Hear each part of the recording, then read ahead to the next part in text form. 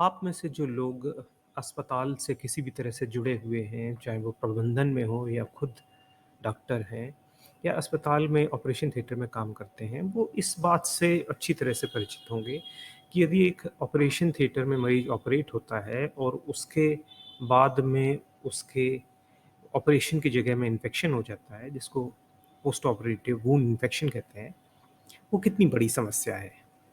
ना केवल ये मरीज की समस्याओं को बढ़ाता है और उसके इलाज के समय और उसकी कीमत को बढ़ा देता है, पर ये ऑपरेशन में होने वाले कुल खर्चे और अस्पताल की प्रतिष्ठा को भी प्रभावित करता है। सर्जिकल साइट इन्फेक्शन या ऑपरेशन की जगह पे इन्फेक्शन हो जाना एक शोध का विषय भी है, जिसमें मुख्यतः ये देखा जाता है कि इस तरह के इन्फेक्शन से कुल इलाज की कीमत किस तरह से बढ़ जाती है। ये एक बहुत अच्छी स्टडी है जो कि पब्लिश हुई है, जिसमें द रिसर्चर थे वो ये जानना चाहते थे कि जो जिन पेशेंट्स में ऑपरेशन होता है और उसके बाद में उसमें सर्जिकल साइट इन्फेक्शन हो जाता है, तो वो मरीज़ जिनमें इन्फेक्शन नहीं होता है और वो मरीज़ जिनमें इन्फेक्शन हो जाता है, उसमें कीमत में क्या फ़र्क होता है।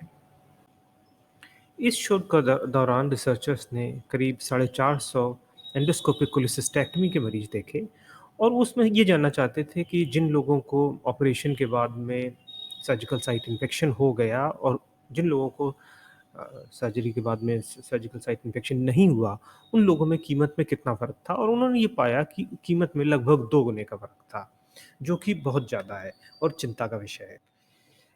सभी लोग जो डॉक्टरी और सर्जरी के विषय से जुड़े हुए हैं, चाहे वो सर्जन हो, चाहे वो अस्पताल की व्यवस्था में किसी भी तरह से जुड़े हैं, वो इस विषय को अच्छे तरह से जानते हैं, और ये कई शोध पत्रों में भी बताया गया है कि जो ऑपरेशन थिएटर की जो क्वालिटी और मैनेजमेंट होता है और जो इन्फेक्शन प्रिवेंशन के लिए एफर्ट्स किए जाते हैं, वो कुल मिला के जिम्मेदार होते हैं सर्जिकल साइट इन्फेक्शन के लिए।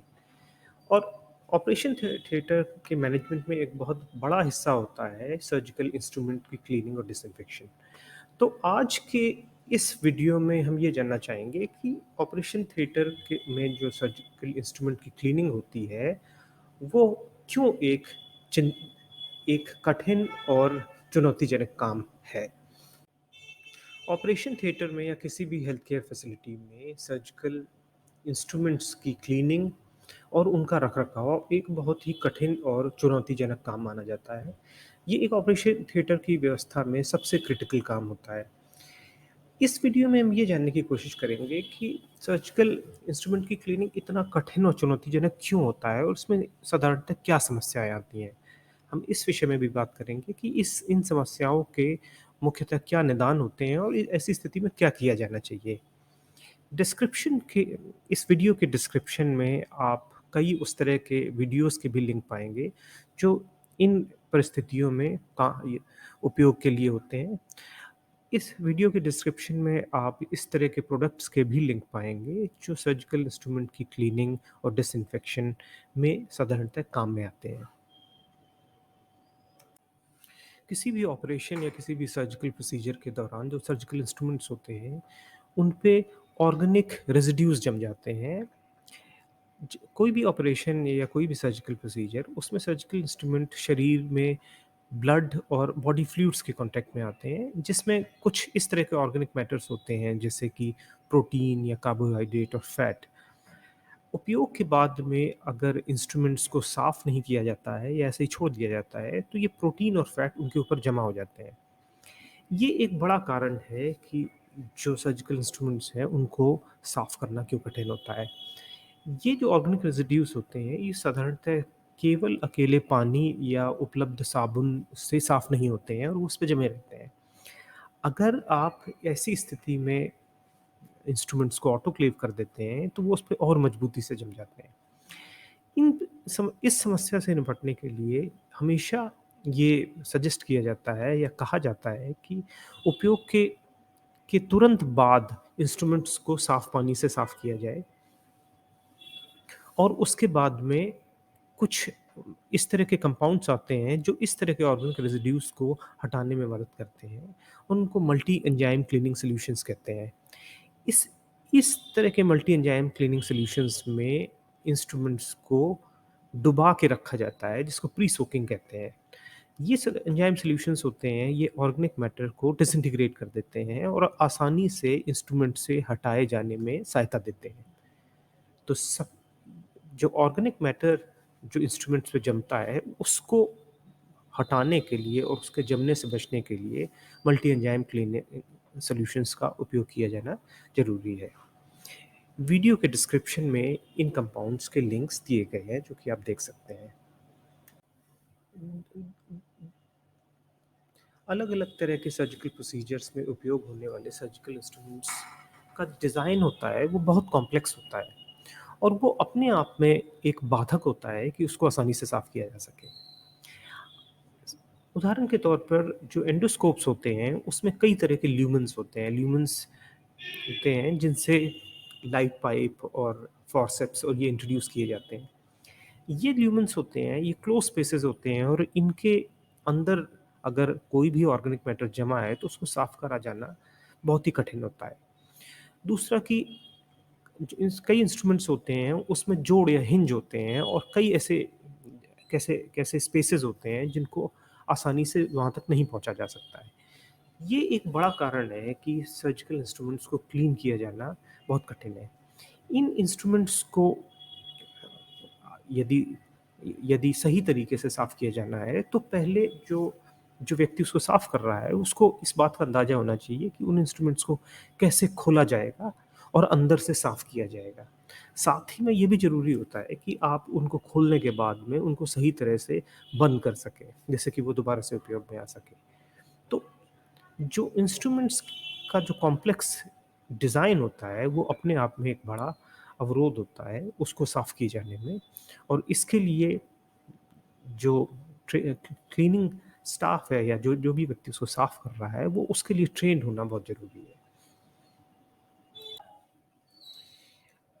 सर्जिकल इंस्ट्रूमेंट्स सही तरीके से क्लीन ना हो पाने का एक बड़ा कारण जो केमिकल्स उसको साफ़ करने के लिए और जो सामान उसको साफ़ करने के लिए चाहिए होता है, उनकी आसानी से उपलब्धि ना होना भी होता है। अक्सर अस्पताल जो कि छोटे कस्बों या छोटे शहरों में होते हैं, उन शहरों में इस तरह के क्लीनिंग सॉल्यूशंस और क्लीनिंग टूल्स बाज़ार में उपलब्ध नहीं होते हैं।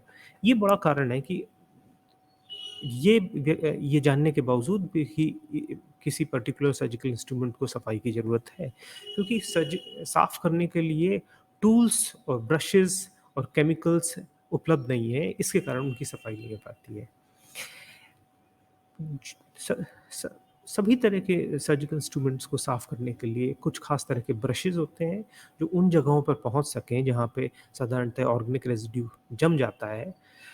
वो ब्रशेज़ साधारणतः बाज़ार में उपलब्ध नहीं होते हैं और उनको खरीद पाना या ला पाना संभव नहीं होता है। इसके कारण भी बहुत सारे सर्जिकल इंस्ट्रूमेंट सही से साफ़ नहीं हो पाते हैं। दूसरा कि सर्जिकल इंस्ट्रूमेंट्स को क्लीन और डिसइंफेक्ट करने के लिए कुछ केमिकल्स चाहिए होते हैं, जैसे मल्टी एंजाइम क्लीनिंग सॉल्यूशन चाहिए होता है। कुछ केसेस में सोडियम हाइपोक्लोराइट ही या लिक्विड ब्लीच चाहिए होता है या हाइड्रोजन पेरोक्साइड चाहिए होता है। कुछ सर्जिकल इंस्ट्रूमेंट्स को क्लीन करने के बाद डिसइंफेक्ट करने के लिए ग्लूटाराल्डिहाइड 2.45% सॉल्यूशन चाहिए होता है या फिर पॉट बेस्ड डिसइंफेक्टेंट चाहिए होते हैं, जिससे उनको डिसइंफेक्ट किया जा सके।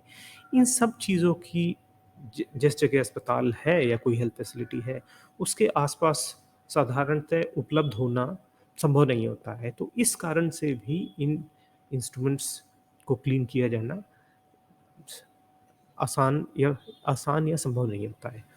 तो यदि हम किसी भी हेल्थ फैसिलिटी में ये चाहते हैं कि इंस्ट्रूमेंट्स सही तरह से क्लीन हो और डिसइंफेक्टेड हो, तो वहाँ पे इन केमिकल्स और इन इंस्ट्रूमेंट्स और टूल्स की उपलब्धता को सुनिश्चित किया जाना चाहिए।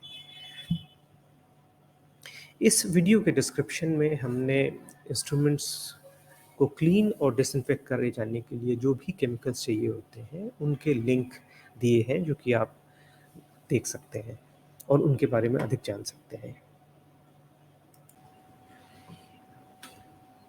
अक्सर ये देखा गया है कि ऑपरेशन के दौरान जो इंस्ट्रूमेंट्स की ज़रूरत होती है, वो पहले से जो ऑपरेशन थिएटर में सपोर्टिंग स्टाफ होता है, उसको पता होती है और वो उसको अरेंज करके रखता है। लेकिन कई ऑपरेशन के दौरान कुछ ऐसे भी ज़रूरतें होती हैं, जो पहले से जिनका अंदाज़ा नहीं लगाया जा सकता है और उसी समय इंस्ट्रूमेंट्स डिमांड करे जाते हैं।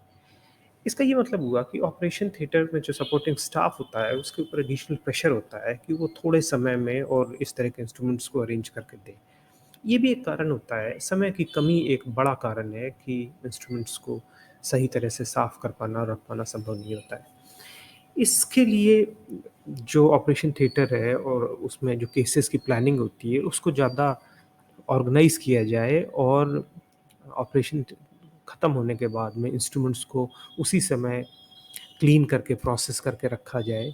ये प्रोटोकॉल्स को बनाया जाना और अस्पताल या ऑपरेशन थिएटर में इसको इम्प्लीमेंट किया जाना एक बड़ा एफर्ट है जिससे हम इस स्थिति को सुधार सकते हैं। तो ऑपरेशन थिएटर में सर्जिकल इंस्ट्रूमेंट्स को क्लीन करने में एक बड़ा जो बाधक है वो समय की कमी भी होता है। ऑपरेशन थिएटर के अंदर सर्जिकल इंस्ट्रूमेंट्स को क्लीन करने का जो काम है वो एक बहुत ही कठिन और ऐसा काम है जिसके लिए जो व्यक्ति है वो पूरी तरह से ट्रेन्ड होना चाहिए और उसका सही तरह से सुपरविज़न भी होना चाहिए। ऑपरेशन थिएटर में ये जो सर्जिकल इंस्ट्रूमेंट्स अगर सही तरह से नहीं क्लीन हो पाते हैं तो उसका एक बड़ा कारण उस तरह के ट्रेन्ड लोगों की कमी भी होती है कि जो ओटी स्टाफ है वो प्रॉपर्ली ट्रेन नहीं है और उसको उस विषय में सही तरह की जानकारी नहीं है। तो ऑपरेशन थिएटर के स्टाफ की प्रॉपर ट्रेनिंग और उनको सही तरह से समझाया जाए कि इंस्ट्रूमेंट्स को कैसे हैंडल किया जाता है, कैसे उनको खोला जाता है, कैसे साफ़ किया जाता है, कैसे फिर से असेंबल किया जाता है, कैसे स्टरलाइज़ किया जाता है, कैसे डिसइंफेक्ट किया जाता है।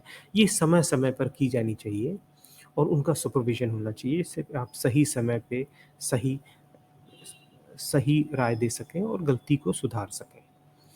तो ऑपरेशन थिएटर स्टाफ की इनएडिक्वेट ट्रेनिंग और जानकारी की कमी एक बड़ा कारण है कि सर्जिकल इंस्ट्रूमेंट्स सही तरह से क्लीन नहीं हो पाते हैं। ऑपरेशन थिएटर के अंदर जो सर्जिकल इंस्ट्रूमेंट्स होते हैं उनको क्लीन करने के बाद में और डिसइंफेक्ट करने के बाद में सुखाया जाता है और फिर उनको सील्ड कंटेनर्स या सील्ड पाउचेस में सील किया जाता है और उनको लेबल किया जाता है कि ये क्या इंस्ट्रूमेंट है और इसको कब और किसने स्टरलाइज किया है और दोबारा कब यूज़ हो सकता है या कितने समय के बीच में यूज़ हो सकता है। यदि इस तरह के रोबस्ट प्रोटोकॉल्स और ट्रैकिंग सिस्टम नहीं बनाए गए हैं ऑपरेशन थिएटर में, तो अक्सर ये होता है कि जो इंस्ट्रूमेंट्स क्लीन है, एक किसी ने क्लीन किया है और जब उसकी शिफ्ट चेंज हो जाती है और दूसरा जना आता है तो उसको ये जानकारी नहीं होती है कि क्लीन है। तो हो सकता है वो उसको दोबारा क्लीन कर दे या वो इंस्ट्रूमेंट जो कि क्लीन नहीं है, उसको क्योंकि उसे ये जानकारी नहीं है कि ये क्लीन है कि नहीं है, तो वो उसको यूज़ कर ले।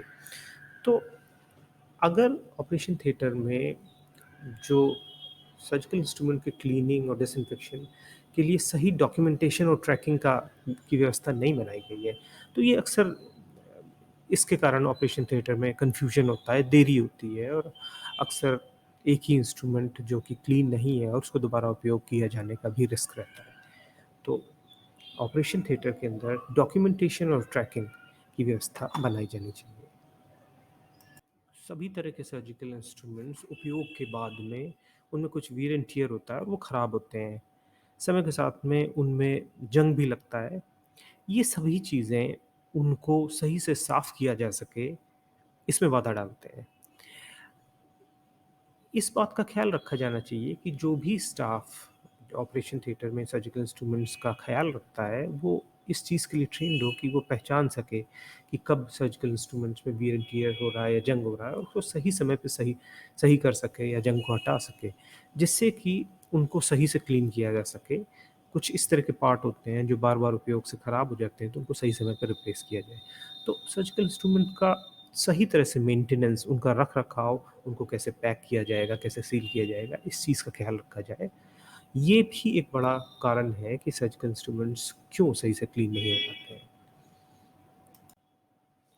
तो इस वीडियो का सार ये है कि किसी भी ऑपरेशन थिएटर या हेल्थ केयर फैसिलिटी में जहाँ सर्जिकल इंस्ट्रूमेंट्स यूज़ होते हैं, वहाँ अगर उनको सही से क्लीन किया जाना स तभी संभव है जब जो ऑपरेशन थिएटर के अंदर स्टाफ जो उनको हैंडल कर रहा है, उसको सही से ट्रेन किया जाए और उनको वो सभी टूल्स और केमिकल्स दिलाए जाएँ जिससे कि वो उनको सही से साफ़ कर सकें।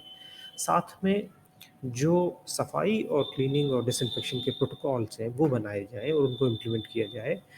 साथ इसके साथ में ऑपरेशन थिएटर के अंदर डॉक्यूमेंटेशन और ट्रैकिंग सिस्टम हो कि कौन-सा इंस्ट्रूमेंट कब डिसइंफेक्ट और क्लीन किया गया है और उसको कैसे ट्रैक किया जाएगा। जैसे कि हर ऑपरेशन से पहले सभी इंस्ट्रूमेंट्स क्लीन और स्टेराइल मिले और ऑपरेशन के बाद में होने वाले इन्फेक्शंस को घटाया जा सके। हमें आशा है कि ये वीडियो आपको पसंद आया होगा। हमें कमेंट्स में ज़रूर बताएं कि इस विषय में आप क्या-क्या एक्सपीरियंस या राय है। हमें ये भी बताएं कि इस विषय में हमने कोई ऐसा बिंदु है जो छोड़ दिया है और जिसको हमें इंक्लूड किया जाना चाहिए। वीडियो देखने के लिए धन्यवाद।